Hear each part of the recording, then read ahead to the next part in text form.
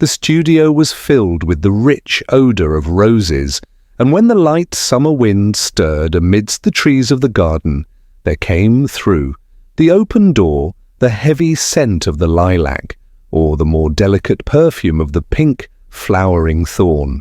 From the corner of the divan of Persian saddlebags on which he was lying, smoking, as was his custom, innumerable cigarettes, Lord Henry Wotton could just catch the gleam of the honey-sweet and honey-coloured blossoms of a laburnum, whose tremulous branches seemed hardly able to bear the burden of a beauty so flame-like as theirs, and now and then the fantastic shadows of birds in flight flitted across the long tussore silk curtains that were stretched in front of the huge window, producing a kind of momentary Japanese effect, and making him think of those pallid, jade-faced painters of Tokyo who, through the medium of an art that is necessarily immobile, seek to convey the sense of swiftness and motion. The sullen murmur of the bees shouldering their way through the long unmown grass, or circling with monotonous insistence round the dusty gilt horns of the straggling woodbine, seemed to make the stillness more oppressive. The dim roar of London's, like the bourdon note of a distant organ. In the centre of the room, clamped to an upright easel, stood the full-length portrait of a young man of extraordinary personal beauty, and in front of it, some little distance away, was sitting the artist himself, Basil Hallward, whose sudden disappearance some years ago caused at the time such public excitement and gave rise to so many strange conjectures. As the painter looked at the gracious and comely form he had so skilfully mirrored in his art, a smile of pleasure passed across his face and seemed about to linger there. But he suddenly started up and, closing his eyes, placed his fingers upon the lids as though he sought to imprison within his brain some curious dream from which he feared he might awake. "It is your best work, Basil, the best thing you have ever done," said Lord Henry, languidly. "You must certainly send it next year to the Grosvenor. The Academy is too large and too vulgar. Whenever I have gone there, there have been either so many people that I have not been able to see the pictures, which was dreadful, or so many pictures that I have not been able to see the people, which was worse. The Grosvenor is really the only place." "I don't think I shall send it anywhere," he answered, tossing his head back in that odd way that used to make his friends laugh at him. "At Oxford. No, I won't send it anywhere." Lord Henry elevated his eyebrows and looked at him in amazement through the thin blue wreaths of smoke that curled up in such fanciful whirls from his heavy, opium-tainted cigarette. "Not send it anywhere? My dear fellow, why? Have you any reason? What odd chaps you painters are. You do anything in the world to gain a reputation. As soon as you have one, you seem to want to throw it away. It is silly of you, for there is only one thing in the world worse than being talked about, and that is not being talked about. A portrait like this would set you far above all the young men in England, and make the old men quite jealous, I-fold." "Men are ever capable of any emotion. I know you will laugh at me," he replied, "but I really can't exhibit it. I have put too much of myself into it." Lord Henry stretched himself out on the divan and laughed. "Yes, I knew you would." "But it is quite true all the same. Too much of yourself in it. Upon my word, Basil, I didn't know you were so vain, and I really can't see any resemblance between you, with your rugged, strong face and your coal-black hair, and this young Adonis, who looks as if he was made out of ivory and rose leaves. Why, my dear Basil, he is a Narcissus, and you, well, of course you have an intellectual expression and all that. But beauty, real beauty, ends where an intellectual expression begins. Intellect is in itself a mode of exaggeration and destroys the harmony of any face. The moment one sits down to think, one becomes all nose or all forehead or something horrid. Look at the successful men in any of the learned professions. How perfectly hideous they are. Except, of course, in the church. But then in the church they don't think. A bishop keeps on saying at the age of 80 what he was told to say when he was a boy of 18, and as a natural consequence, he always looks absolutely delightful. Your mysterious young friend whose name you have never told me, but whose picture really fascinates me, never thinks, I feel quite sure of that. He is some brainless, beautiful creature who should be always here in winter when we have no flowers to look at, and always here in summer when we want something to chill our intelligence. Don't flatter yourself, Basil. You are not in the least like him. You don't understand me, Harry, answered the artist. Of course I am not like him. I know that perfectly well. Indeed, I should be sorry to look like him. You shrug your shoulders. I am telling you the truth. There is a fatality about all physical and intellectual distinction, the sort of fatality that seems to dog through history the faltering steps of kings. It is better not to be different from one's fellows. The ugly and the stupid have the best of it in this world. They can sit at their ease and gape at the play. If they know nothing of victory, they are at least spared the knowledge of defeat. They live as we all should live, undisturbed, indifferent, and without disquiet. They neither bring ruin upon others, nor ever receive it from alien hands. Your rank and wealth, Harry, my brains, such as they are, my art, whatever it may be worth, Dorian Gray's good looks, we shall all suffer for what the gods have given us, suffer terribly. Dorian Gray, is that his name? Asked Lord Henry, walking across the studio towards Basil Hallward. Yes, that is his name. I didn't intend to tell it to you, but why not? Oh, I can't explain. When I like people immensely, I never tell their names to anyone. It is like surrendering a part of them. I have grown to love secrecy. It seems to be the one thing that can make modern life mysterious or marvelous to us. The commonest thing is delightful if one only hides it. When I leave town now, I never tell my people where I'm going. If I did, I would lose all my pleasure. It is a silly habit, I dare say, but somehow it seems to bring a great deal of romance into one's life. I suppose you think me awfully foolish about it? Not at all, answered Lord Henry. Not at all, my dear Basil. You seem to forget that I am married, and the one charm of marriage is that it makes a life of deception absolutely necessary for both parties. I never know where my wife is, and my wife never knows what I am doing. When we meet, we do meet occasionally. When we dine out together or go down to the Duke's, we tell each other the most absurd stories with the most serious faces.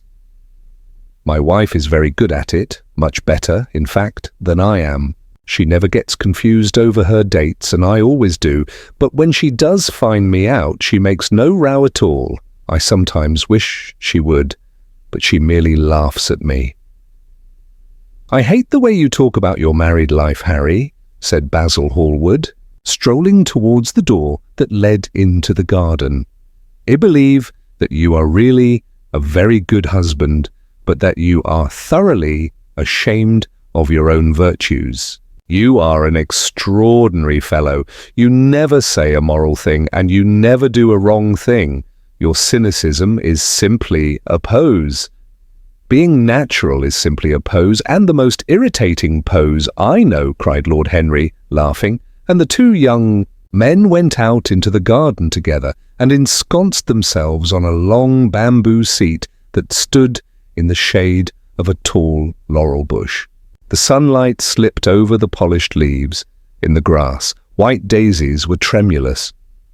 After a pause, Lord Henry pulled out his watch. I am afraid I must be going, Basil, he murmured, and before I go, I insist on your answering a question I put to you some time ago. What is that? Said the painter, keeping his eyes fixed on the ground. You know quite well. I do not, Harry. Well, I will tell you what it is. I want you to explain to me why you won't exhibit Dorian Gray's picture. I want the real reason. I told you the real reason. No, you did not. You said it was because there was too much of yourself in it. Now that is childish. Harry, said Basil Hallward, looking him straight in the face, every portrait that is painted with feeling is a portrait of the artist, not of the sitter. The sitter is merely the accident, the occasion. It is not he who is revealed by the painter. It is rather the painter who, on the coloured canvas, reveals himself. The reason I will not exhibit this picture is that I am afraid that I have shown in it the secret of my own soul. Lord Henry laughed. And what is that? He asked. I will tell you, said Hallward. But an expression of perplexity came over his face. I am all expectation, Basil, continued his companion, glancing at him. Oh, there is really very little to tell, Harry, answered the painter, and I am afraid you will hardly understand it. Perhaps you will hardly believe it. Lord Henry smiled, and leaning down, plucked a pink-petalled daisy from the grass and examined it. I am quite sure I shall understand it, he replied, gazing intently at the little golden, white-feathered disc, and, as for believing things, I can believe anything, provided that it is quite incredible. The wind shook some blossoms from the trees, and the heavy lilac blooms with their clustering stars moved to and fro in the languid air. A grasshopper began to chirrup by the wall, and like a blue thread, a long, thin dragonfly floated past on its brown gauze wings. Lord Henry felt as if he could hear Basil Hallward's heart beating and wondered what was coming. The story is simply this, said the painter after some time. 2 months ago I went to a crush at Lady Brandon's. You know we poor artists have to show ourselves in society from time to time, just to remind the public that we are not savages. With an evening coat and a white tie, as you told me once, anybody, even a stockbroker, can gain a reputation for being civilized. Well, after I had been in the room about 10 minutes, talking to huge, overdressed dowagers and tedious academicians, I suddenly became conscious that someone was looking at me. I turned halfway round and saw Dorian Gray for the first time. When our eyes met, I felt that I was growing pale. A curious sensation of terror came over me. I knew that I had come face to face with someone whose mere personality was so fascinating, that if I allowed it to do so, it would absorb my whole nature, my whole soul, my very art itself. I did not want any external influence in my life. You know yourself, Harry, how independent I am by nature. I have always been my own master, had at least always been so, till I met Dorian Gray. But I don't know how to explain it to you. Something seemed to tell me that I was on the verge of a terrible crisis in my life. I had a strange feeling that fate had in store for me exquisite joys and exquisite sorrows. I grew afraid and turned to quit the room. It was not conscience that made me do so, it was a sort of cowardice. I take no credit to myself for trying to escape. Conscience and cowardice are really the same things, Basil. Conscience is the trade name of the firm, that is all. I don't believe that, Harry, and I don't believe you do either. However, whatever was my motive, and it may have been pride, for I used to be very proud, I certainly struggled to the door. There, of course, I stumbled against Lady Brandon. You are not going to run away so soon, Mr. Hallward, she screamed out. You know her curiously shrill voice? Yes. She is a peacock in everything but beauty, said Lord Henry, pulling the daisy to bits with his long, nervous fingers. I could not get rid of her. She brought me up to royalties, and people with stars and garters, and elderly ladies with gigantic tiaras and parrot noses. She spoke of me as her dearest friend. I had only met Herons before, but she took it into her head to lionize me. I believe some picture of mine had made a great success at the time, at least had been chatted about in the penny newspapers, which is then 19th century standard of immortality. Suddenly I found myself face to face with the young man whose personality had so strangely stirred me. We were quite close, almost touching. Our eyes met again. It was reckless of me, but I asked Lady Brandon to introduce me to him. Perhaps it was not so reckless after all. It was simply inevitable. We would have spoken to each other without any introduction. I am sure of that. Dorian told me so afterwards. He, too, felt that we were destined to know each other. And how did Lady Brandon describe this wonderful young man? Asked his companion. I know she goes in for giving a rapid précis of all her guests. I remember her bringing me up to a truculent and red-faced old gentleman covered all over with orders and ribbons, and hissing into my ear, in a tragic whisper which must have been perfectly audible to everybody in the room, the most astounding details. I simply fled. I like to find out people for myself. But Lady Brandon treats her guests exactly as an auctioneer treats his goods. She either explains them entirely away, or tells one everything about them except what one wants to know. "Poor Lady Brandon, you are hard on her, Harry," said Hallward listlessly. My dear fellow, she tried to found a salon, and only succeeded in opening a restaurant. How could I admire her? But tell me, what did she say about Mr. Dorian Gray? Oh, something like, charming boy, poor dear mother and I absolutely inseparable. Quite forget what he does, afraid he doesn't do anything. Oh. Yes, plays the piano, or is it the violin, dear Mr. Gray? Neither of us could help laughing, and we became friends at once. Laughter is not at all a bad beginning for a friendship, and it is far the best ending for one, said the young lord, plucking another daisy. Hallward shook his head. You don't understand what friendship is, Harry, he murmured, or what enmity is, for that matter. You like everyone. That is to say, you are indifferent to every one. How horribly unjust of you, cried Lord Henry, tilting his hat back and looking up at the little clouds that, like ravelled skeins of glossy white silk, were drifting across the hollowed turquoise of the summer sky. Yes, horribly unjust of you. I make a great difference between people. I choose my friends for their good looks, my acquaintances for their good characters, and my enemies for their good intellects. A man cannot be too careful in the choice of his enemies. I've not got one who is a fool. They are all men of some intellectual power, and consequently, they all appreciate me. Is that very vain of me? I think it is rather vain. I should think it was, Harry, but according to your category, I must be merely an acquaintance. My dear old Basil, you are much more than an acquaintance. And much less than a friend. A sort of brother, I suppose. Oh, brothers, I don't care for brothers. My elder brother won't die, and my younger brothers seem never to do anything else. Harry, exclaimed Hallward, frowning. Dear fellow, I am not quite serious, but I can't help detesting my relations. I suppose it comes from the fact that none of us can stand other people having the same faults as ourselves. I quite sympathize with the rage of the English democracy against what they call the vices of the upper orders. The masses feel that drunkenness, stupidity, and immorality should be their own special property, and that if anyone over us makes an ass of himself, he is poaching on their preserves. When poor Southwark got into the divorce court, their indignation was quite magnificent, and yet I don't suppose that 10% of the proletariat live correctly.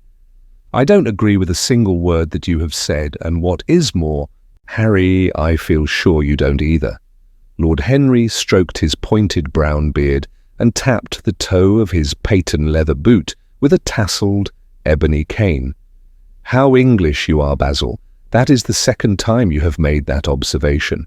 If one puts forward an idea to a true Englishman, always a rash thing to do, and never dreams of considering whether the idea is right or wrong. The only thing he considers of any importance is whether one believes it own self. Now the value of An idea has nothing whatsoever to do with the sincerity of the man who expresses it. Indeed, the probabilities are that the more insincere the man is, the more purely intellectual will the idea be, as in that case it will not be coloured by either his wants, his desires, or his prejudices. However, I don't propose to discuss politics, sociology, or metaphysics with you. I like persons better than principles, and I like persons with no principles better than anything else in the world. Tell me more about Mr. Dorian Gray. How often do you see him? Every day. I couldn't be happy if I didn't see him every day. He is absolutely necessary to me. How extraordinary! I thought you would never care for anything but your art. Ish, is all my art to me now, said the painter gravely. I sometimes think, Harry, that there are only two eras of any importance in the world's history. The first is the appearance of a new medium for art, and the second is the appearance of a new personality for art also. What the invention of oil painting was to the Venetians, the face of Antinous was to late Greek sculpture, and the face of Dorian Gray will some day be to me. It is not merely that I paint from him, draw from him, sketch from him. Of course, I have done all that, but he is much more to me than a model or a sitter. I won't tell you that I am dissatisfied with what I have done of him, or that his beauty is such that art cannot express it.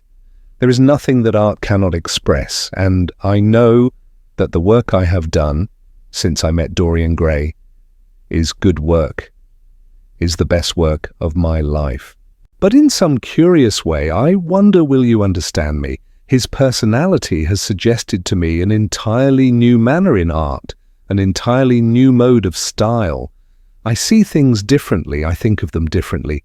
I can now recreate life in a way that was hidden from me before. A dream of form in days of thought. Who is it who says that? I forget. But it is what Dorian Gray has been to me. The merely visible presence of this lad, for he seems to little more than a lad, though he is really over 20, his merely visible presence. I wonder can you realize all that means?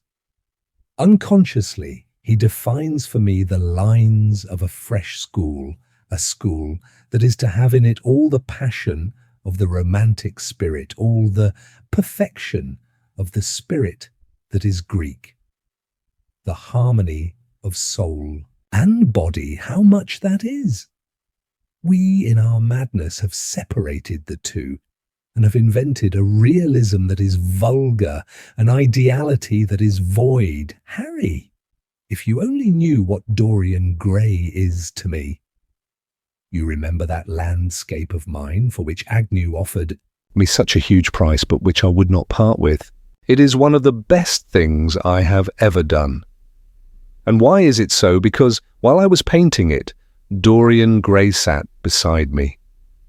Some subtle influence passed from him to me, and for the first time in my life I saw in the plain woodland the wonder I had always looked for and always missed. Basil, this is extraordinary. I must see Dorian Gray. Hallward got up from the seat and walked up and down the garden. After some time he came back. Harry, he said, Dorian Gray is to me simply a motive in art. You might see nothing in him. I see everything in him.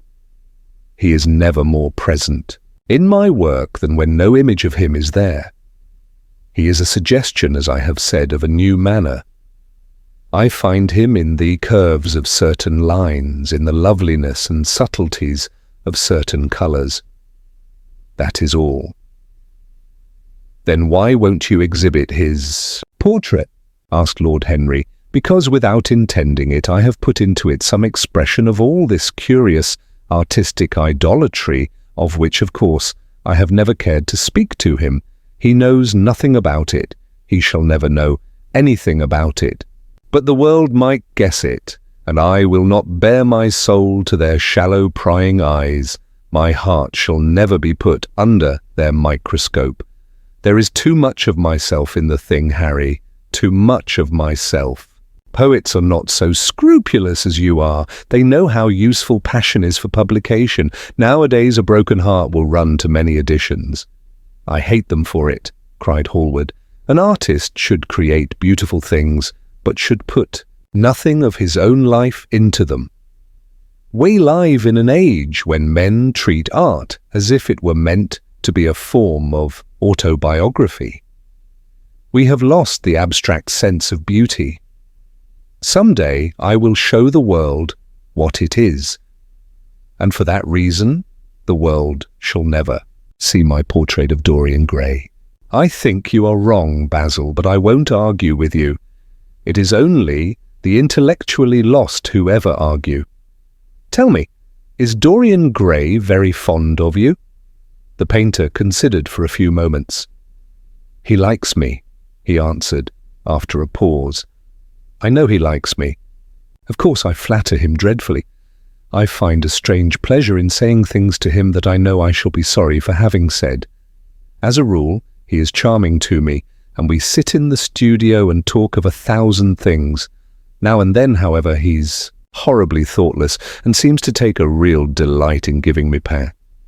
Then I feel, Harry, that I have given away my whole soul to someone who treats it as if it were a flower to put in his coat, a bit of decoration to charm his vanity, an ornament for a summer's day." "Days in summer, Basil, are apt to linger," murmured Lord Henry. "Perhaps you will tire sooner than he will. It is a sad thing to think of, but there is no doubt that genius lasts longer than beauty. That accounts for the fact that we all take such pains to over-educate ourselves. In the wild struggle for existence, we want to have something that endures, and so we fill our minds with rubbish and facts in the silly hope of keeping our place. The thoroughly well-informed man, that is the modern ideal. And the mind of the thoroughly well-informed man is a dreadful thing. It is like a bric-a-brac shop, all monsters and dust, with everything priced above its proper value. I think you will tire first all the same. Some day you will look at your friend and he will seem to you to be a little out of drawing, or you won't like his tone of colour, or something. You will bitterly reproach him in your own heart, and seriously think that has behaved very badly to you. The next time he calls, you will be perfectly cold and indifferent. It will be a great pity, for it will alter you. What you have told me is quite a romance of our tone might call it, and the worst of having a romance of any kind is that it leaves one so unromantic. Harry, don't talk like that. As long as I live, the personality of Dorian Gray will dominate me. You can't feel what I feel. You change too often. Ah, my dear Basil, that is exactly why I can feel it. Those who are faithful know only the trivial side of love. It is the faithless who know love's tragedies. And Lord Henry struck a light on a dainty silver case and began to smoke a cigarette with a self-conscious and satisfied air, as if he had summed up the world in a phrase. There was a rustle of chirruping sparrows in the green lacquer leaves of the ivy, and the blue cloud shadows chased themselves across the grass like swallows. How pleasant it was in the garden, and how delightful. Other people's emotions were much more delightful than their ideas, it seemed to him. One's own soul and the passions of one's friends, those were the fascinating things in life. He pictured to himself, with silent amusement, the tedious luncheon that he had missed by staying so long with Basil Hallward. Had he gone to his aunt's, he would have been sure to have met Lord Goodbody there, and the whole conversation would have been about the feeding of the poor and the necessity for model lodging houses. Each class would have preached the importance of those virtues, for whose exercise there was no necessity in their own lives. The rich would have spoken on the value of thrift, and the idle grown eloquent over the dignity of labour. It was charming to have escaped all that. As he thought of his aunt, an idea seemed to strike him. He turned to Hallward and said, "My dear fellow, I have just remembered." "Remembered what, Harry?" "Where I heard the name of Dorian Gray." "Where was—" "It?" asked Hallward, with a slight frown. "Don't look so angry, Basil. It was at my aunt, Lady Agatha's. She told me she had discovered a wonderful young man who was going to help her in the East End, and that his name was Dorian Gray. I am bound to state that she never told me he was good-looking." "Women have no appreciation of good looks, at least good women have not. She said that he was very earnest and had a beautiful nature. I had once pictured to myself a creature with spectacles and lank hair, horribly freckled, and tramping about on huge feet. I wish I had known it was your friend. I am very glad you didn't, Harry." "Why? I don't want you to meet him." "You don't want me to meet him?" "No." "Mr. Dorian Gray is in the studio, sir," said the butler, coming into the garden. "You must introduce me now," cried Lord Henry, laughing. The painter turned to his servant, who stood blinking in the sunlight. "Ask Mr. Gray to wait, Parker. I shall be in a few moments." The man bowed and went up the walk. Then he looked at Lord Henry. "Dorian Gray is my dearest friend," he said. "He has a simple and a beautiful nature. Your aunt was quite right in what she said of him. Don't spoil him. Don't try to influence him. Your influence would be bad. The world is wide and has many marvelous people in it. Don't take away from me the one person who gives to my art whatever charm it possesses. My life as an artist depends on him. Mind, Harry, I trust you." He spoke very slowly, and the words seemed wrung out of him almost against his will. "What nonsense you talk," said Lord Henry, smiling, and taking Hallward by the arm, he almost led him into the house. Chapter 2. As they entered, they saw Dorian Gray. He was seated at the piano with his back to them, turning over the pages of a volume of Schumann's forest scenes. "You must lend me these, Basil," he cried. "I want to learn them. They "Are perfectly charming. That entirely depends on how you sit today, Dorian." "Oh, I am tired of sitting, and I don't want a life-sized portrait of myself," answered the lad, swinging round on the music stool in a wilful, petulant manner.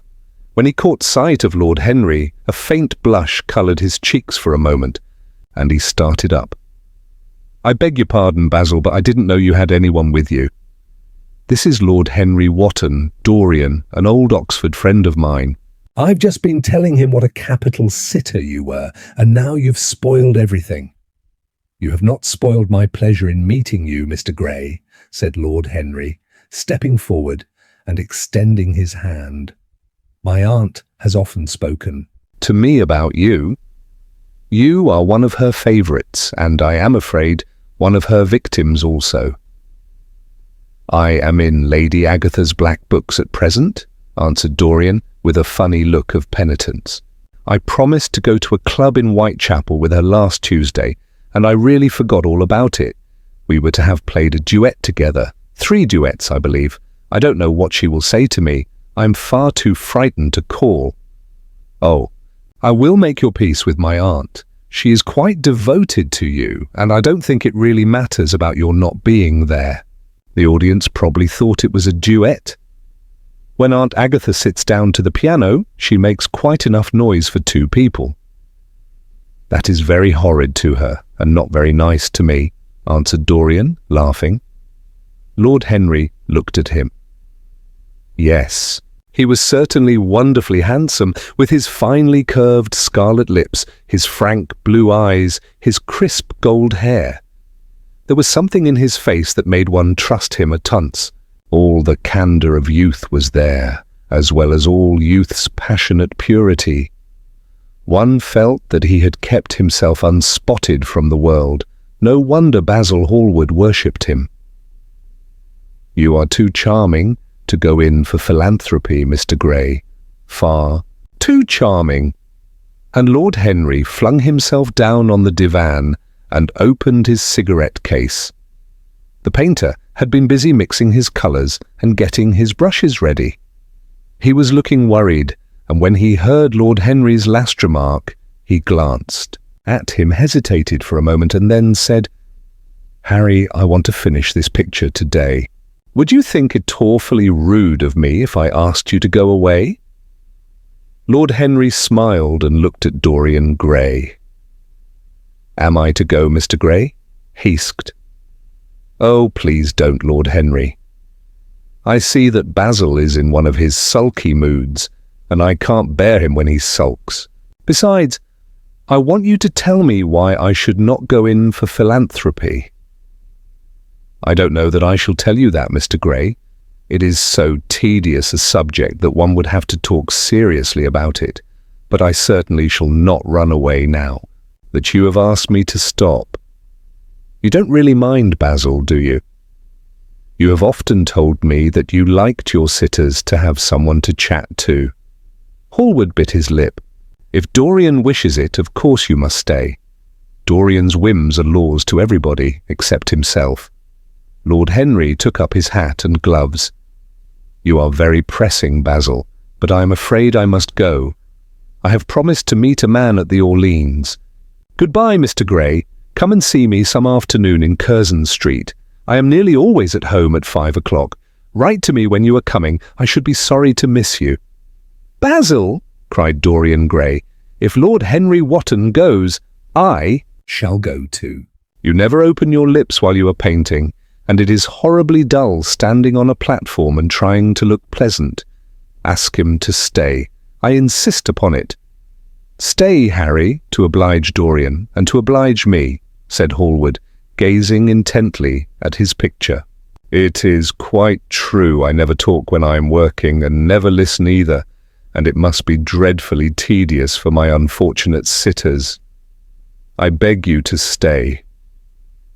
"But what about my man at the Orleans?" The painter laughed. "I don't think there will be any difficulty about that. Sit down again, Harry, and now, Dorian, get up on the platform and don't move about too much, or pay any attention to what Lord Henry says. He has a very bad influence over all his friends, with the single exception of myself." Dorian Gray stepped up on the dais with the air of a young Greek martyr, and made a little mum of discontent to Lord Henry, to whom he had rather taken a fancy. He was so unlike Basil. They made a delightful contrast. And he had such a beautiful voice. After a few moments, he said to him, "Have you really a very bad influence, Lord Henry? As bad as Basil says?" "There is no such thing as a good influence, Mr. Gray. All influence is immoral. Immoral from the scientific point of view. Why? Because to influence a person is to give him one's own soul. He does not think his natural thoughts or burn with his natural passions. His virtues are not real to him. His sins, if there are such things as sins, are borrowed. He becomes an echo of someone else's music, an actor of a part that has not been written for him. The aim of life is self-development. To realize one's nature perfectly, that is what each of us is here for. People are afraid of themselves nowadays. They have forgotten the highest of all duties, the duty that one owes to oneself. Of course they are charitable, they feed the hungry and clothe the beggar, but their own souls starve and are naked. Courage has gone out of our race. Perhaps we never really had it. The terror of society, which is the basis of morals, the terror of God, which is the secret of religion, these are the two things that govern us. And yet, just turn your head a little more to the right, Dorian, like a good boy, said the painter, deep in his work, and conscious only that a look had come into the lad's face that he had never seen there before. And yet, continued Lord Henry, in his low, musical voice, and with that graceful wave of the hand that was always so characteristic of him, and that he had even in his Eton days, I believe that if one man were to live out his life fully and completely, were to give form to every feeling, expression to every thought, reality to every dream, it believed that the world would gain such a fresh impulse of joy that we would forget all the maladies of medievalism and return to the Hellenic ideal, to something finer, richer than the Hellenic ideal. It may be, but the bravest man amongst us is afraid of himself. The mutilation of the savage has its tragic survival in the self-denial that mars our lives. We are punished for our refusals. Every impulse that we strive to strangle broods in the mind and poison us. The body sins once and has done with its sin, for action is a mode of purification. Nothing remains then but the recollection of a pleasure or the luxury of a regret. The only way to get rid of a temptation is to yield to it, resist it, and your soul grows sick with longing for the things it has forbidden to itself, with desire for what its monstrous laws have made monstrous and unlawful. It has been said that the great events of the world take place in the brain. It is in the brain, and the brain only, that the great sins of the world take place also. You, Mr. Gray, you yourself, with your rose-red youth and your rose-white boyhood, you have had passions that have made you afraid, thoughts that have filled you with terror, daydreams and sleeping dreams whose mere memory might stain your cheek with shame. "Stop!" faltered Dorian Gray. "Stop! You bewilder me. I don't know what to say." "There is some answer to you, but I cannot find it. Don't speak. Let me think, or rather, let me try not to think." For nearly 10 minutes he stood there, motionless, with parted lips and eyes strangely bright. He was dimly conscious that entirely fresh influences were at work within him. Yet they seemed to him to have come really from himself. The few words that Basil's friend had said to him, words spoken by chance, no doubt, and with willful paradox in them, had touched some secret chord that had never been touched before, but that he felt was now vibrating and throbbing to curious pulses. Music had stirred him like that. Music had troubled him many times, but music was not articulate. It was not a new world, but rather another chaos that it created in us. Words, mere words, how terrible they were, how clear and vivid and cruel. One could not escape from them, and yet what a subtle magic there was in them. They seemed to be able to give a plastic form to formless things, and to have a music of their own as sweet as that of viol or of lute. Mere words. Was there anything so real as words? Yes, there had been things in his boyhood that he had not understood. He understood them now. Life suddenly became fiery-colored to him. It seemed to him that he had been walking in fire. Why had he not known it? With his subtle smile, Lord Henry watched him. He knew the press's psychological moment when to say nothing. He felt intensely interested. He was amazed at the sudden impression that his words had produced, and, remembering a book that he had read when he was 16, a book which had revealed to him much that he had not known before, he wondered whether Dorian Gray was passing through a similar experience. He had merely shot an arrow into the air. Had it hit the mark? How fascinating the lad was. Hallward painted away with that marvellous bold touch of his that had the true refinement and perfect delicacy that in art, at any rate, comes only from strength. He was unconscious of the silence. "Basil, I am tired of standing," cried Dorian Gray suddenly. "I must go out and sit in the garden. The air is stifling here." "My dear fellow, I am so sorry. When I am painting, I can't think of anything else. But you never sat better, you were perfectly still, and I have caught the effect I wanted, the half-parted lips and the bright look in the eyes. I don't know what Harry has been saying to you, but he has certainly made you have the most wonderful expression. I suppose he has been paying you compliments.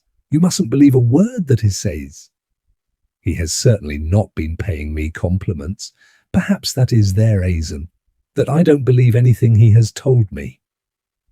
You know you believe it. All, said Lord Henry, looking at him with his dreamy, languorous eyes. I will go out to the garden with you. It is horribly hot in the studio. Basil, let us have something iced to drink, something with strawberries in it. Certainly, Harry. Just touch the bell, and when Parker comes, I will tell him what you want. I have got to work up this background, so I will join you later on. Don't keep Dorian too long. I have never been in better form for painting than I am today. This is going to be my masterpiece. It is my masterpiece as it stands. Lord Henry went out to the garden and found Dorian Gray burying his face in the great cool lilac blossoms, feverishly drinking in their perfume as if it had been wine. He came close to him and put his hand upon his shoulder. You were quite right to do that, he murmured. Nothing can cure the soul but the senses, just as nothing can cure these senses but the soul. The lad started and drew back. He was bareheaded, and the leaves had tossed his rebellious curls and tangled all their gilded threads. There was a look of fear in his eyes, such as people have when they are suddenly awakened. His finely chiseled nostrils quivered, and some hidden nerve shook the scarlet of his lips and left them trembling. Yes, continued Lord Henry, that is one of the great secrets of life, to cure the soul by means of the senses and the senses by means of the soul. You are a wonderful creation. You know more than you think you know, just as you know less than you want to know. Dorian Gray frowned and turned his head away. He could not help liking the tall, graceful young man who was standing by him. His romantic, olive-coloured face and worn expression interested him. There was something in his low, languid voice that was absolutely fascinating. His cool, white, flower-like hands even had a curious charm. They moved as he spoke, like music, and seemed to have a language of their own, but he felt afraid of him and ashamed of being afraid. Why had it been left for a stranger to reveal him to himself? He had known Basil Hallward for months, but the friendship between them had never altered him. Suddenly there had come someone across his life who seemed to have disclosed to him life's mystery. And yet, what was there to be afraid of? He was not a schoolboy or a girl. It was absurd to be frightened. Let us go and sit in the shade, said Lord Henry. Parker has brought out the drinks, and if you stay any longer in this glare, you will be quite spoiled, and Basil will never paint you again. You really must not. Allow yourself to become sunburnt. It would be unbecoming. What can it matter? Cried Dorian Gray, laughing, as he sat down on the seat at the end of the garden. It should matter everything to you, Mr. Gray. Why? Because you have the most marvellous youth, and youth is the one thing worth having. I don't feel that, Lord Henry. No, you don't feel it now. Some day, when you are old and wrinkled and ugly, when thought has seared your forehead with its lines and passion branded your lips with its hideous fires, you will feel it. You will feel it terribly. Now, wherever you go, you charm the world. Will it always be so? You have a wonderfully beautiful face, Mr. Gray. Don't frown. You have. And beauty is a form of genius, is higher indeed than genius, as it needs no explanation. It is of the great facts of the world, like sunlight or springtime, or the reflection in dark waters of that silver shell we call the moon. It cannot be questioned. It has its divine right of sovereignty, It makes princes of those who have it. You smile? Ah, when you have lost it, you won't smile. People say sometimes that beauty is only superficial. That may be so, but at least it is not so superficial as thought is. To me, beauty is the wonder of wonders.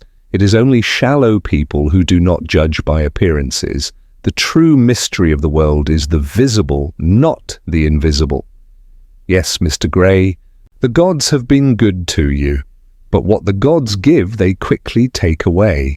You have only a few years in which to live really, perfectly, and fully. When your youth goes, your beauty will go with it, and then you will suddenly discover that there are no triumphs left for you, or have to content yourself with those mean triumphs, that the memory of your past will make more bitter than defeats.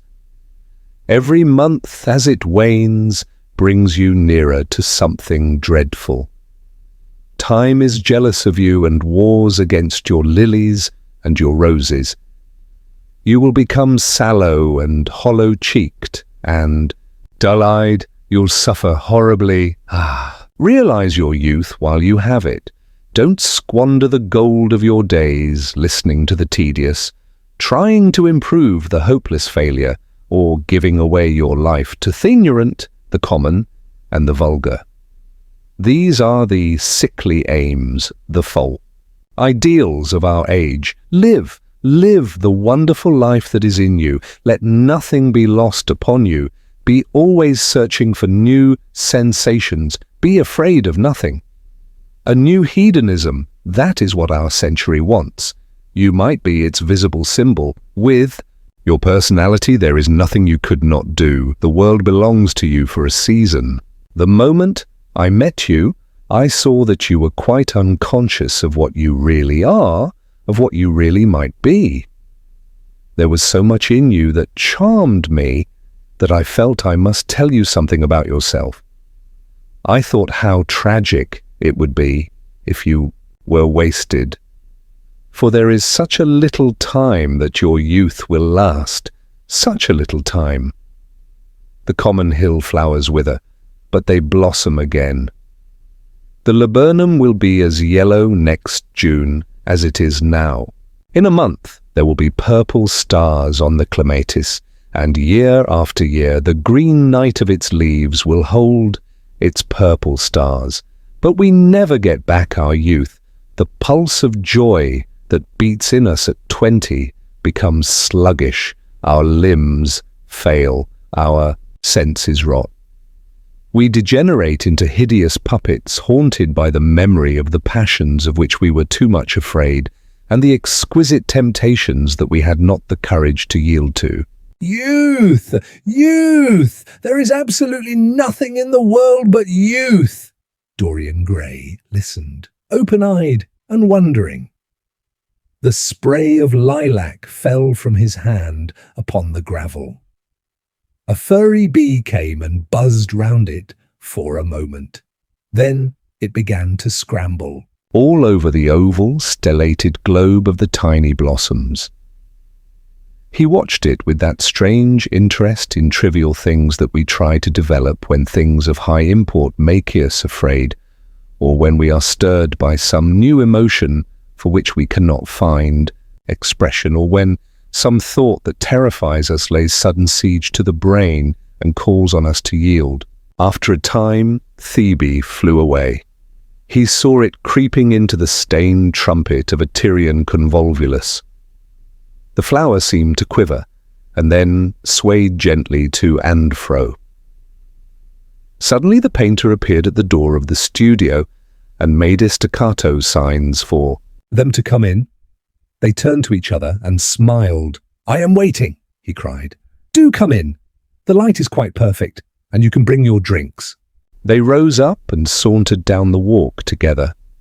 2 green and white butterflies fluttered past them, and in the pear tree at the corner of the garden a thrush began to sing. "You are glad you have met me, Mr. Gray?" said Lord Henry, looking at him. "Yes, I am glad now. I wonder, shall I always be glad? Always. That is a dreadful word.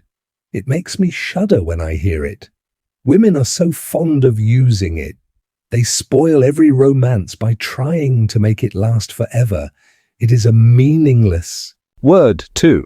The only difference between a caprice and a lifelong passion is that the caprice lasts a little longer. As they entered the studio, Dorian Gray put his hand upon Lord Henry's arm. "In that case, let our friendship be a caprice," he murmured, flushing at his own boldness, then stepped up on the platform and resumed his pose. Lord Henry flung himself into a large wicker armchair and watched him. The sweep and dash of the brush on the canvas made the only sound that broke the stillness, except when, now and then, Hallward stepped back to look at his work from a distance. In the slanting beams that streamed through the open doorway, the dust danced and was golden. The heavy scent of the roses seemed to brood over everything. After about a quarter of an hour, Hallward stopped painting, looked for a long time at Dorian Gray, and then for a long time at the picture, biting the end of one of his huge brushes and frowning. "It is quite finished," he cried at last, and stooping down he wrote his name in long vermilion letters on the left-hand corner of the canvas. Lord Henry came over and examined the picture. It was certainly a wonderful work of art, and a wonderful likeness as well.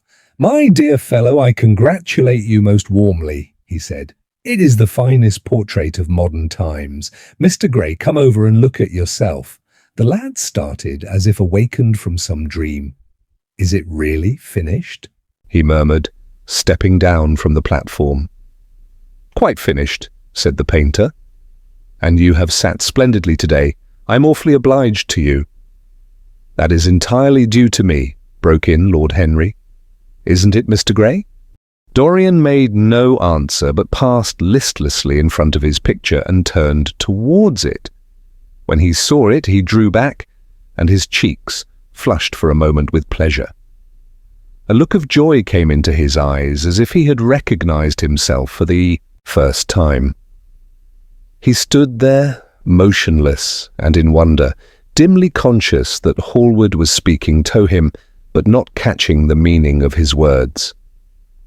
The sense of his own beauty came on him like a revelation. He had never felt it before. Basil Hallward's compliments had seemed to him to be merely the charming exaggeration of friendship.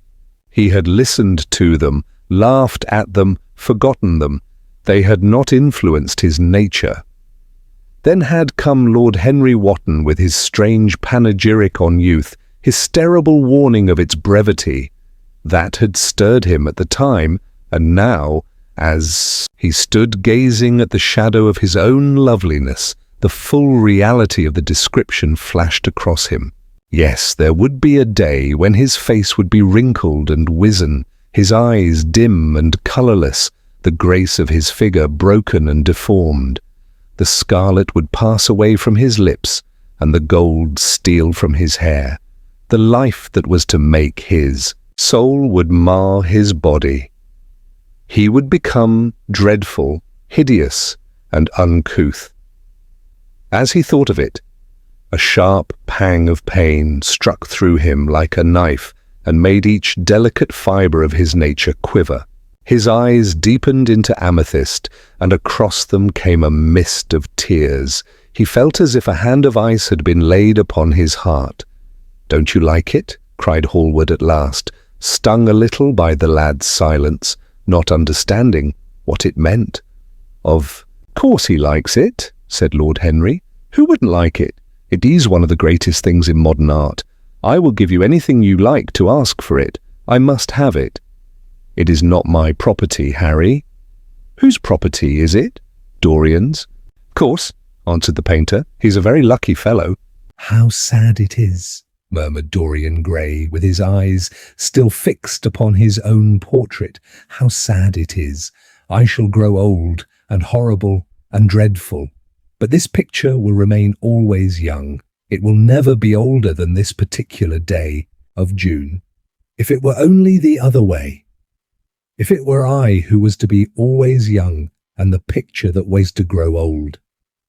For that, I would give everything. Yes, there is nothing in the whole world I would not give. I would give my soul for that. You would hardly care for such an arrangement, Basil, cried Lord Henry, laughing. It would be rather hard lines on your work. I should object. Very strongly, Harry, said Hallward. Dorian Gray turned and looked at him. I believe you would, Basil. You like your art better than your friends. I am no more to you than a green bronze figure. Hardly as much, I dare say. The painter stared. In amazement, it was so unlike Dorian to speak like that. What had happened? He seemed quite angry. His face was flushed and his cheeks burning. Yes, he continued, I am less to you than your ivory Hermes or your silver fawn. You will like them always. How long will you like me? Till you have my first wrinkle, I suppose.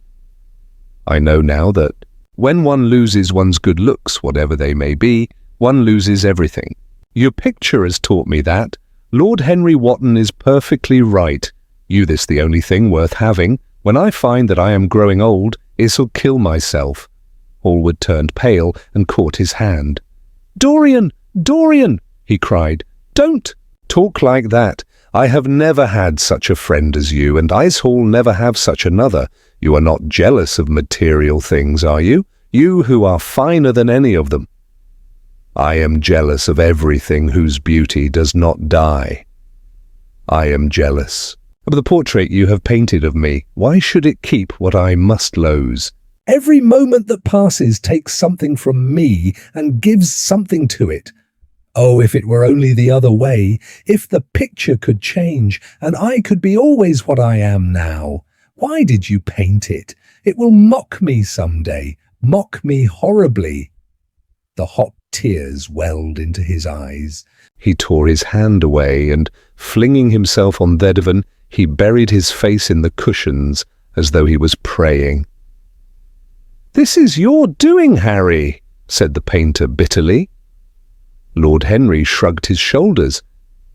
It is the real Dorian Gray that... Icehall, it is not. If it is not, what have I to do with it? You should have gone away when I asked you, he muttered. I stayed when you asked me, was Lord Henry's answer. Harry... I can't quarrel with my two best friends at once, but between you both you have made me hate the finest piece of work I have ever done, and I will destroy it.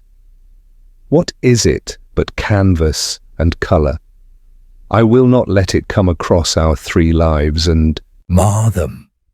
Dorian Gray lifted his golden head from the pillow, and with pallid face and tear-stained eyes, looked at him as he walked over to the deal painting table that was set beneath the high curtained window. What Wash doing there? His fingers were straying about among the litter of tin tubes and dry brushes, seeking for something. Yes, it was for the long palette knife with its thin blade of lithe steel. He had found it at last. He was going to rip up the canvas. With a stifled sob, the lad leapt from the couch and, rushing over to Hallward, tore the knife out of his hand and flung it to the end of the studio. Don't, Basil, don't, he cried. It would be murder. I am glad you appreciate my work at last, Dorian, said the painter, coldly, when he had recovered from his surprise. I never thought you would. Appreciate it? I'm in love with it, Basil. It is part of myself. I feel that. Well, as soon as you are dry, you shall be varnished and framed and sent home. Then you can do what you like with yourself. And he walked across the room and rang the bell for tea. You will have tea, of course, Dorian. And so will you, Harry. Or do you object to such simple pleasures? I adore simple pleasures, said Lord Henry. They are the last refuge of the complex. But I don't like scenes, except on the stage. What absurd fellows you are, both of you. I wonder who it was defined man ace a rational animal. It was the most premature definition ever given. Man is many things, but he is not rational. I am glad. He is not, after all, though I wish you chaps would not squabble over the picture. You'd much better let me have it, Basil. This silly boy doesn't really want it, and I really do. If you let anyone have it but me, Basil, I shall never. Forgive you, cried Dorian Gray, and I don't allow people to call me a silly boy. You know the picture is yours, Dorian. I gave it to you before it existed. And you know you have been a little silly, Mr. Gray, and that you don't really object to being reminded that you are extremely young. I should have objected. Very strongly this morning, Lord Henry. Ah, this morning. You have lived since then. There came a knock at the door, and the butler entered with a ladenti tray and set it down upon a small Japanese table. There was a rattle of cups and saucers and the hissing of a fluted Georgian urn. 2 globe-shaped china dishes were brought in by a page. Dorian Gray went over and poured out the tea. The 2 men sauntered languidly to the table and examined what was under the covers. "Let us go to the theatre tonight," said Lord Henry. "There is sure to be something on somewhere. I have promised to dine at White's, but it's only with an old friend, so I can send him a wire to say that I am ill, or that I am prevented from coming in consequence of a subsequent engagement. I think that would be a rather nice excuse. It would have all the surprise of candour." "It is such a bore putting on one's dress clothes," muttered Hallward. "And when one has them on, they are so horrid." "Yes," answered Lord Henry dreamily, "the costume of the 19th century is detestable. It is so sombre, so depressing. Sin is the only real colour element left in modern life." "You really must not say things like that before Dorian, Harry." "Before which? Dorian? The one who is pouring out tea for us, or the one in the picture? Before either." "I should like to come to the theatre with you, Lord Henry," said Thelad. "Then you shall come, and you will come too, Basil, won't you?" "I can't." "Really, I would sooner not. I have a lot of work to do." "Well then, you and I will go alone, Mr. Gray. I should like that awfully." The painter bit his lip and walked over, cup in hand, to the picture. "I shall stay with the real Dorian," he said sadly. "Is it the real Dorian?" cried the original of the portrait, strolling across to him. "Am I really like that?" "Yes, you are just like that." "How wonderful, Basil. At least you are like it in appearance, but it will never alter," sighed Hallward. "That is something." "What a fuss people make about fidelity," exclaimed Lord Henry. "Why, even in love it is purely a question for physiology. It has nothing to do with our own will. Young men want to be faithful and are not. Old men want to be faithless and cannot. That is all one can say." "Don't go to the theatre tonight, Dorian," said Hallward. "Stop and dine with me." "I can't, Basil." "Why?" "Because I have promised Lord Henry Wotton to go with him. He won't like you the better for keeping your promises. He always breaks his own. I beg you not to go." Dorian Gray laughed and shook his head. "I entreat you." The lad hesitated and looked over at Lord Henry, who was watching them from the tea-table with an amused smile. "I must go, Basil," he answered. "Very well," said Hallward, and he went over and laid down his cup on the tray. "It is rather late, and as you have to dress, you had better lose no time. Goodbye, Harry. Goodbye, Dorian. Come and see me soon. Come tomorrow. Certainly. You won't forget?" "No, of course not," cried Dorian. "And Harry?" "Yes." "Basil, remember what I asked you when we were in the garden this morning. I have forgotten it. I trust you." At 12:30 next day, Lord Henry Wotton strolled from Curzon Street over to the Albany to call on his uncle, Lord Fermor, a genialif, somewhat rough-mannered old bachelor, whom the outside world called selfish because it derived no particular benefit from him, but who was considered generous by society as he fed the people who amused him. His father had been our ambassador at Madrid when Isabella was young and prim unthought of, but had retired from the diplomatic service in a capricious moment of annoyance on not being offered the embassy at Paris, a post to which he considered that he was fully entitled by reason of his birth, his indolence, the good English of his dispatches, and his inordinate passion for pleasure. The son, who had been his father's secretary, had resigned along with his chief, somewhat foolishly as was thought at the time, and on succeeding some months later to the title, had set himself to the serious study of the great aristocratic art of doing absolutely nothing. He had 2 large townhouses, but preferred to live in chambers as it was less trouble, and took most of his meals at his club.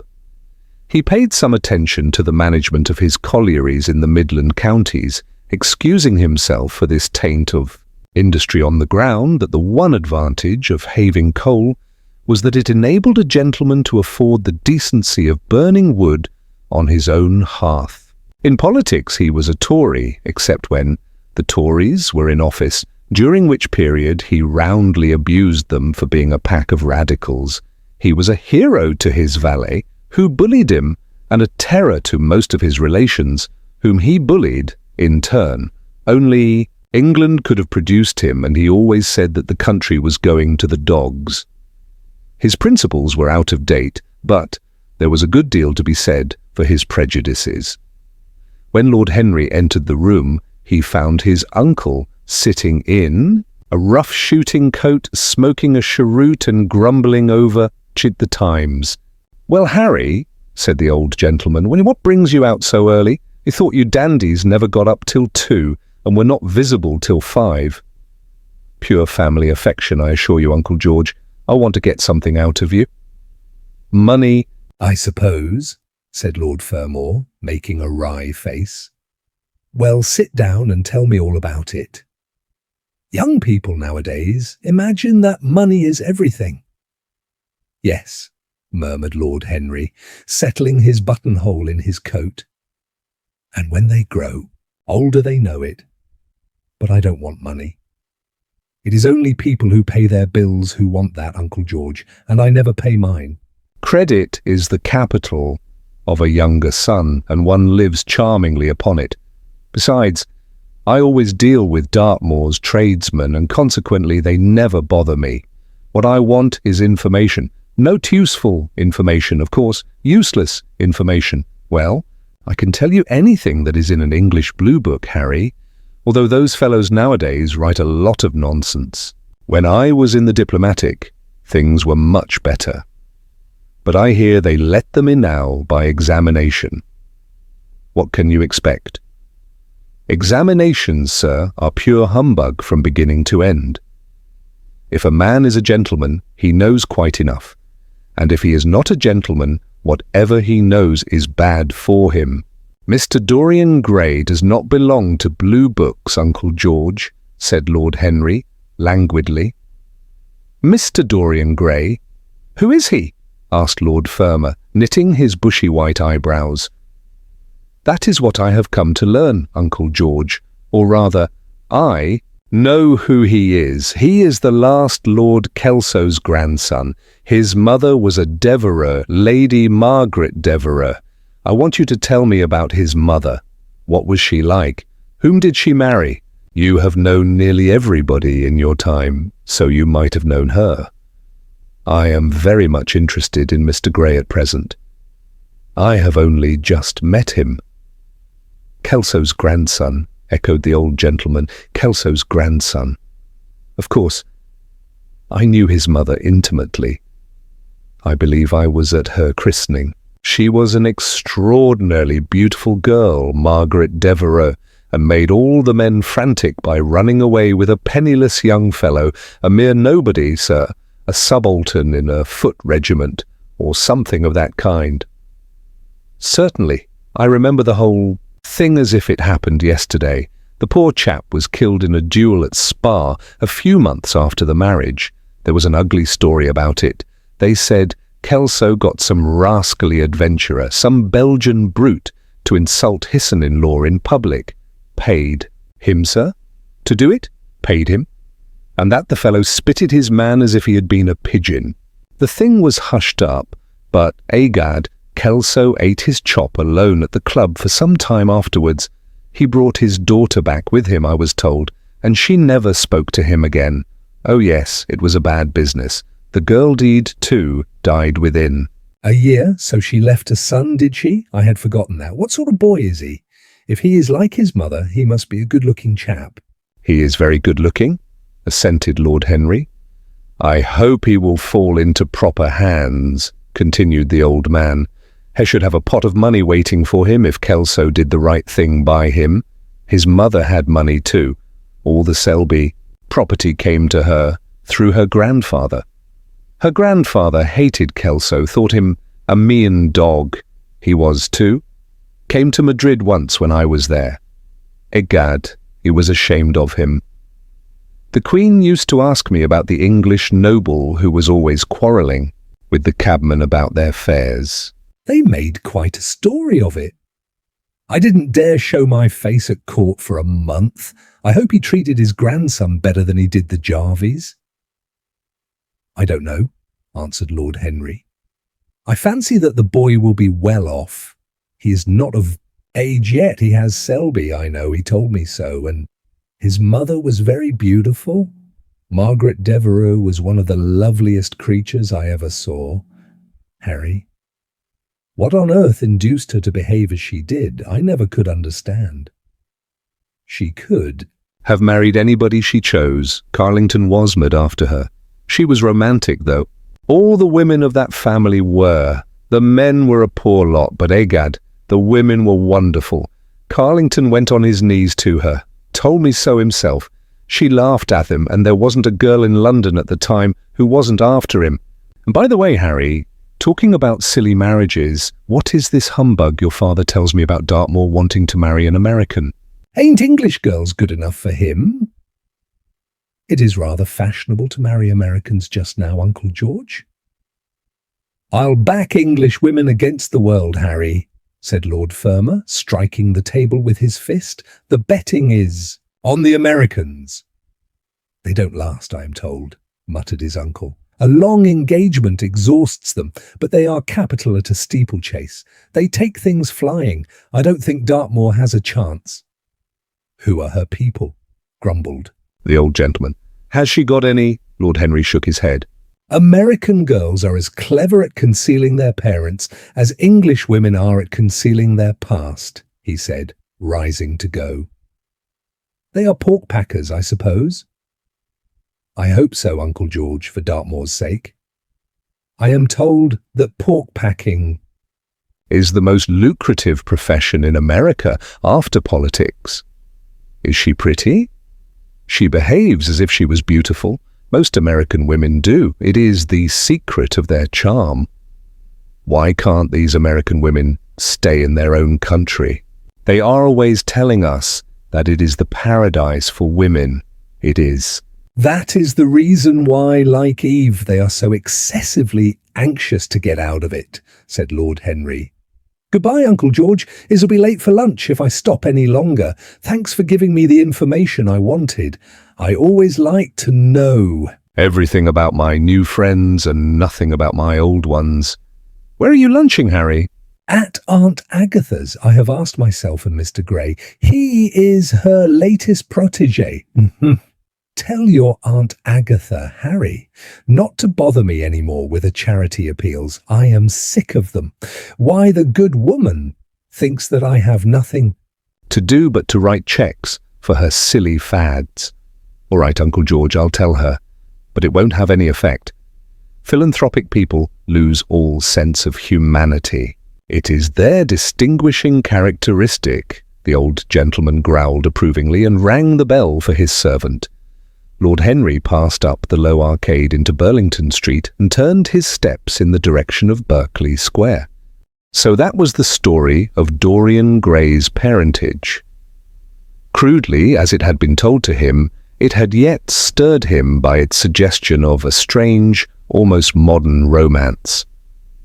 A beautiful woman risking everything for a mad passion. A few wild weeks of happiness, cut short by a hideous, treacherous crime, months of voiceless agony, and then a child born in pain. The mother snatched away by death, the boy left to solitude and the tyranny of an old and loveless man. Yes, it was an interesting background. It posed the lad, made him more perfect, as it were. Behind every exquisite thing that existed, there was something tragic. Worlds had to be in travail that the meanest flower might blow. And how charming he had been at dinner the night before, as with startled eyes and lips parted in frightened pleasure, he had sat opposite to him at the club, the red candle shades staining to a richer rose the wakening wonder of his face. Talking to him was like playing upon an exquisite violin. He answered to every touch and thrill of the bow. There was something terribly enthralling in the exercise of influence. No other activity was like it.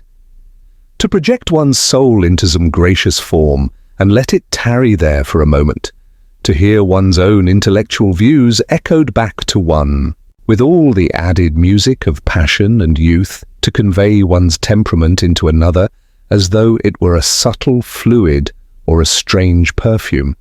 There was a real joy in that, perhaps the most satisfying joy left to us in an age so limited and vulgar as our own, an age grossly carnal in its pleasures and grossly common in its aims. He was a marvellous type too, this lad, whom by so curious a chance he had met in Basil's studio, or could be fashioned into a marvellous type at any rate. Grace was his, and the white purity of boyhood, and beauty such as old Greek marbles, kept for us. There was nothing that one could not do with him. He could be Medea Titan or a toy.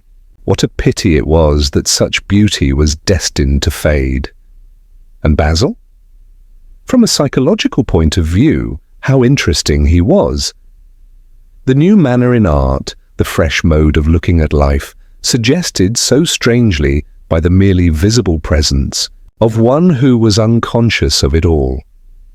The silent spirit that dwelt in dim woodland and walked unseen in open field, suddenly showing herself, dryad-like and not afraid, because in his soul who sought for her there had been wakened that wonderful vision to which alone are wonderful things revealed, the mere shapes and patterns of things becoming, as it were, refined and gaining a kind of symbolical value, as though they were themselves patterns of some other and more perfect form, whose shadow they made real. How strange it all was! He remembered something like it in history. Was it not Plato, that artist in thought, who had first analyzed it? Was it not Buonarroti who had carved it in the coloured marbles of a sonnet sequence? But in our own century it was strange. Yes, he would try to be to Dorian Gray what, without knowing it, the lad was to the painter who had fashioned the wonderful portrait. He would seek to dominate him, had already, indeed, half done so. He would make that wonderful spirit his own. There was something fascinating in this son of love and death. Suddenly he stopped and glanced up at the houses. He found that he had passed his aunt's some distance and, smiling to himself, turned back. When he entered the somewhat sombre hall, the butler told him that they had gone in to lunch. He gave one of the footmen his hat and stick and passed into the dining room. "Late as usual, Harry," cried his aunt, shaking her head at him. He invented a facile excuse, and having taken the vacant seat next to her, looked round to see who was there. Dorian bowed to him shyly from the end of the table, a flush of pleasure stealing into his cheek. Opposite was the Duchess of Harley, a lady of admirable good nature and good temper, much liked by everyone who knew her, and of those ample architectural proportions that in women who are not duchesses are described by contemporary historians as stoutness. Next to her sat, on her right, Sir Thomas Burdon, a radical member of Parliament who followed his leader, in public life and in private life, followed the best cooks, dining with the Tories and thinking with the Liberals, in accordance with a wise and well-known rule. The post on her left was occupied by Mr. Erskine of Treadley, an old gentleman of considerable charm and culture who had fallen, however, into bad habits of silence, having, as he explained once to Lady Agatha, said everything that he'd to say before he was 30. His own neighbour was Mrs. Vandeleur, one of his aunt's oldest friends, a perfect saint amongst women, but so dreadfully dowdy that she reminded one of a badly bound hymn book. Fortunately for him, she had on the other side Lord Fordle, a most intelligent, middle-aged mediocrity, as bald as a ministerial statement in the House of Commons, with whom she was conversing in that intensely earnest manner which is the one unpardonable error, as he remarked once himself, that all really good people fall into, and from which none of them ever quite escape. "We are talking about poor Dartmoor, Lord Henry," cried the Duchess, nodding pleasantly to him across the table. "Do you think he will really marry this fascinating young person?" "I believe she has made up her mind to propose to him, Duchess." "How dreadful!" exclaimed Lady Agatha. "Really, someone should interfere. I am told on excellent authority that her father keeps an Americandry goods store," said Sir Thomas Burdon, looking supercilious. "My uncle has already suggested pork packing, Sir Thomas." "Dry goods? What are American dry goods?" asked the Duchess, raising her large hands in wonder and accentuating the verb. "American novels," answered Lord Henry, helping himself to some quail. The Duchess looked puzzled. "Don't mind him, my dear," whispered Lady Agatha. "He never means anything that he says. When America was discovered," said the radical member, and he began to give some wearisome facts. Like all people who try to exhaust a subject, he exhausted his listeners. The Duchess sighed and exercised her privilege of interruption. "I wish to goodness it never had been discovered at all," she exclaimed. "Really, our girls have no chance nowadays. It is most unfair." "Perhaps, after all, America never has been discovered," said Mr. Erskine. "I myself would say that it had merely been detected." "Oh, but I have seen specimens." "Of the inhabitants," answered the Duchess vaguely. "I must confess that most of them are extremely pretty, and they dress well too. They get all their dresses in Paris. I wish I could afford to do the same." "They say that when good Americans die, they go to Paris," chuckled Sir Thomas, who had a large wardrobe of Humour's cast-off clothes. "Really? And where do bad Americans go to when they die?" inquired the Duchess. "They go to America," murmured Lord Henry. Sir Thomas frowned. "I am afraid that your nephew is prejudiced against that great country," he said to Lady Agatha. "I have travelled all over it in cars provided by the directors, who in such matters are extremely civil. I assure you that it is an education to visit it. But must we really see Chicago in order to be educated?" asked Mr. Erskine plaintively. "I don't feel up to the journey." Sir Thomas waved his hand. "Mr. Erskine of Treadley has the world on his shelves. We practical men like to see things, not to read about them." The Americans are an extremely interesting people. They are absolutely reasonable. I think that is their distinguishing characteristic. Yes, Mr. Erskine, an absolutely reasonable people. Assure you there is no nonsense about the Americans." "How dreadful!" cried Lord Henry. "I can stand brute force, but brute reason is quite unbearable. There is something unfair about its use. It is hitting below the intellect." "I do not understand you," said Sir Thomas, growing rather red. "I do, Lord Henry," murmured Mr. Erskine with a smile. "Paradoxes are all very well in their way, rejoined the baronet. Was that a paradox? Asked Mr. Erskine. I did not think so. Perhaps it was. Well, the way of paradoxes is the way of truth. To test reality, we must see it on the tightrope. When the verities become acrobats, we can judge them. Dear me, said Lady Agatha, how you men argue. I am sure I never can make out what you are talking about. Oh, Harry, I am quite vexed with you. Why do you try to persuade our nice Mr. Dorian Gray to give up the East End? I assure you he would be quite invaluable. They would love his playing. I want him to play to me, cried Lord Henry, smiling, and he looked down the table and caught a bright answering glance. But they are so unhappy in Whitechapel, continued Lady Agatha. I can sympathize with everything except suffering, said Lord Henry, shrugging his shoulders. I cannot sympathize with that. It is too horrible, too distressing. There is something terribly morbid in the modern sympathy with pain. One should sympathize with the color, the beauty, the joy of life. The less said about life's sores, the better.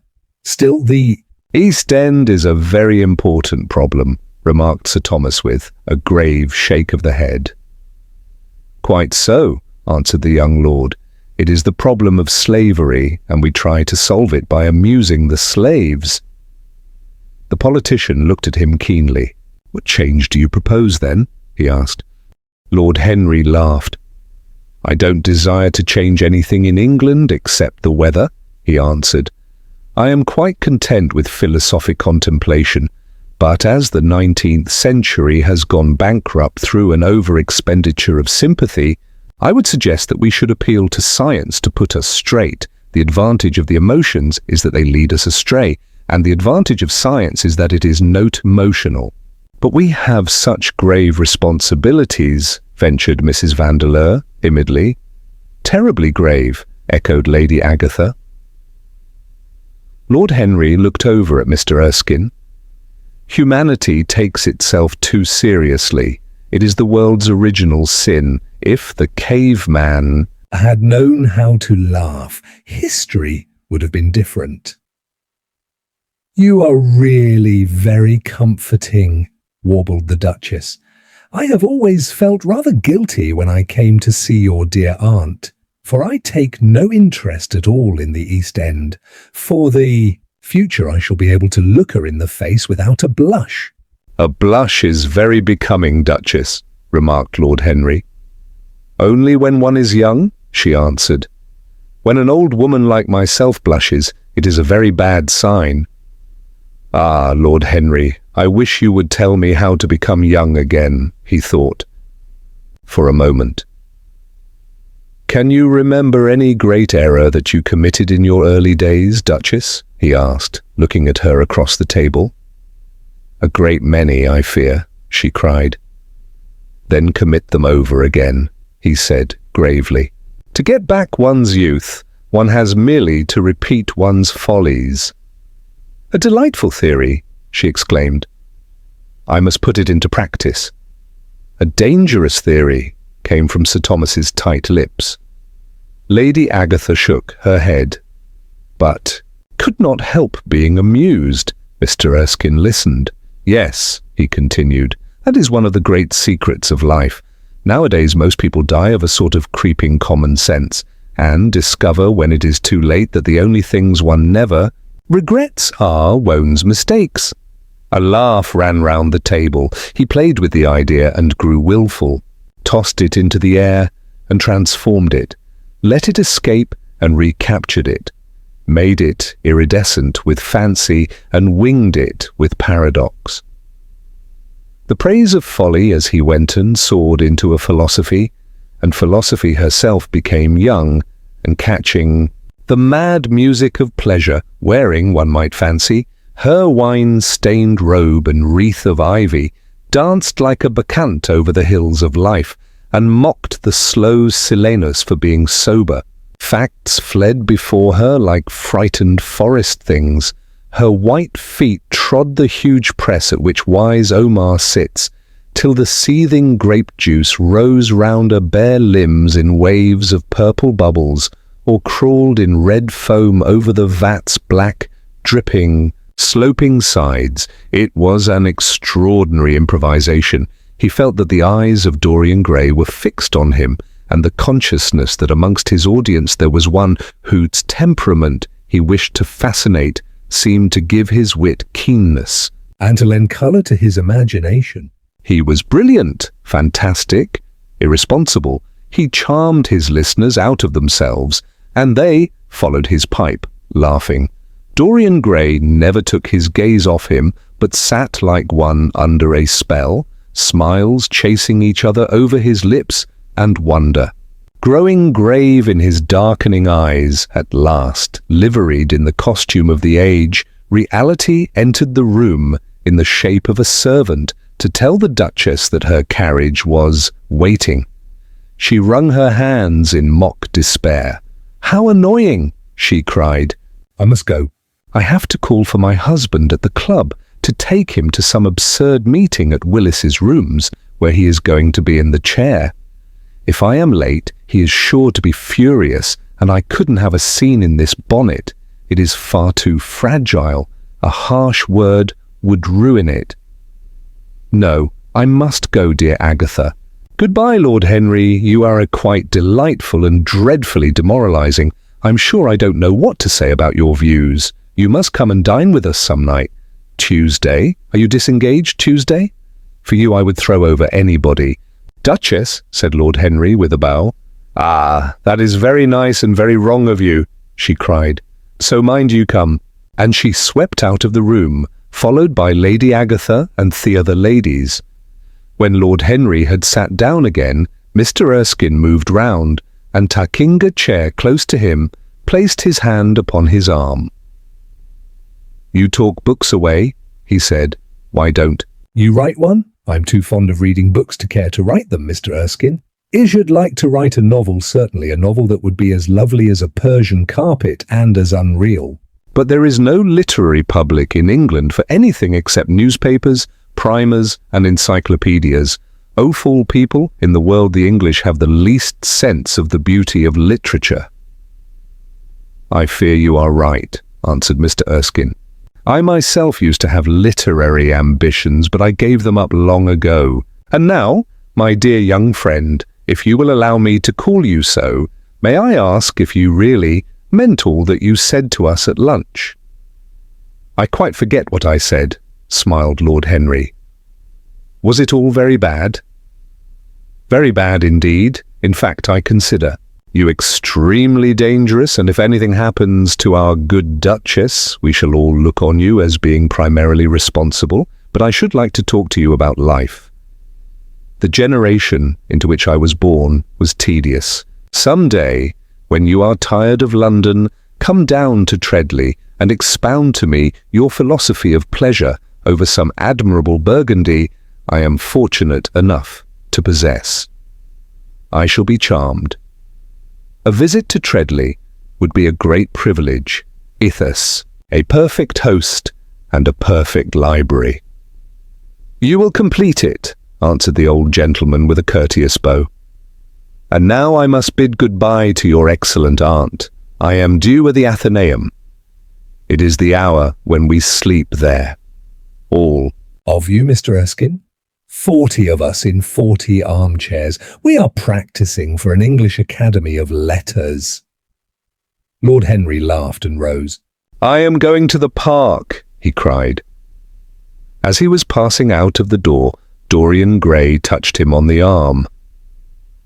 "Let me come with you," he murmured. "But I thought you had promised Basil Hallward to go and see him," answered Lord Henry. "I would sooner come with you. Yes, I feel I must come with you. Do let me. And you will promise to talk to me all the time? No one talks so wonderfully as you do." "Ah, I have talked quite enough for today," said Lord Henry, smiling. "All I want now is to look at life. You may come and look at it with me if you care to."